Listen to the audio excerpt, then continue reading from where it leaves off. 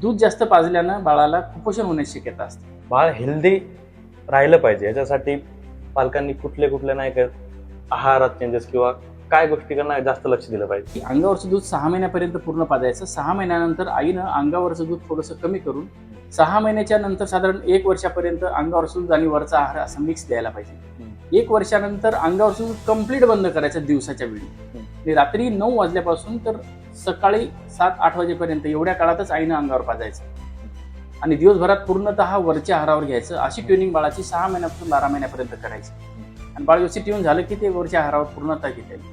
1.5 वर्षाचं बाळ आपल्या कुटुंबामध्ये आपण जशा प्रकारचा आहार घेत असतो तो आहार पचवण्याची नैसर्गिकरित्या आपल्याला शक्ती आलेली असते आणि 2 वर्षानंतर मात्र त्याला पूर्णतः आहारावरच घ्यायला पाहिजे. दुधाचं प्रमाण कमी असावं, फारच कमी असावं.